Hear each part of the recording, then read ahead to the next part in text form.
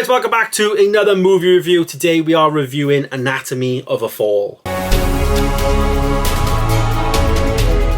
Anatomy of a Fall is a new movie that came out towards the end of last year, and I am reviewing it now because it is basically for Oscars. So I'm trying to get into all the Oscar movies this year and and give it a go. But Anatomy of a Fall, what did I think? I think for me this was a great movie. Obviously, it's fantastic, to be honest. I thought it was brilliant. I think it was really interestingly shot. It was it's hard to put into context what I actually think about this film, because there's a lot of scenes in this where the direction of the movie was very interesting. It was filmed in a way of a documentary. At some point it felt like there was a lot of hand-holding camera work, and it just felt that way. And then in other ways it was filmed professionally. And then in the language there was a lot of English to French going between, so there was subtitles at the bottom of the screen a lot of the time for those French scenes, but obviously the English scenes were there. So we had multiple languages in this movie as well, so that is something to note if that is something that some people can't watch, I guess. And then also the fact that there was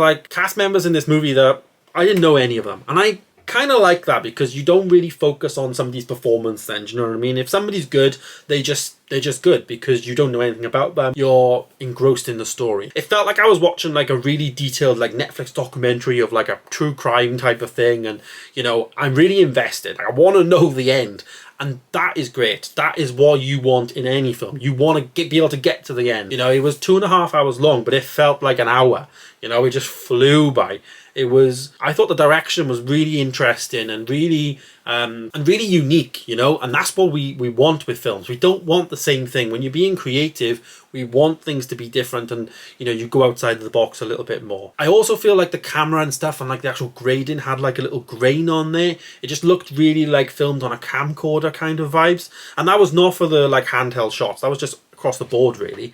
It was just interesting. I really like the look and feel of the film, and yeah. But I want to give a massive shout out for the lead actress in the movie, who's Sandra Hula, and she is playing Sandra Voita, and she was phenomenal. I honestly thought she was brilliant in this film. I don't know anything about her in terms of her acting experience and all that, of course, but I just thought she was brilliant. I thought she, gripped me from the beginning. The opening scene, she's there having wine, getting interviewed, and it just gripped me. It's one of those films that I'd love to watch again, you know what I mean? Straight after, because how it ends, you kind of don't appreciate the beginning in a way. So now that I know how it ends and on all of that, I kind of want to go back and just make sure that the beginning was how it was, you know what I mean? It's really interesting. A very, very good watch. If you're into your crime, legal, true crime documentaries kind of thing, this is the film for you.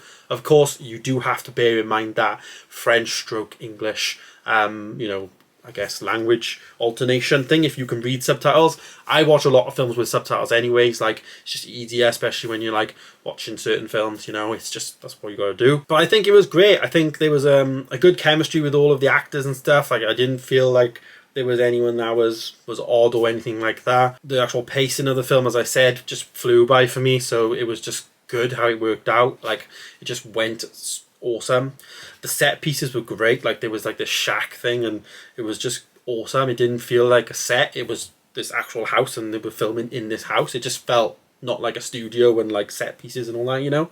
It just felt different. It felt like a small budget movie, but then also done very creatively. And the actual director, Justine Triet, who I know nothing about, did a great job. Obviously up for Oscars, really did do a fantastic movie, in my opinion. So, rating it, what am I going to rate it? Obviously, it is on the top end of the scale. It is a 4.5 star for me. It is up there as going to be one of my films of the year, no doubt.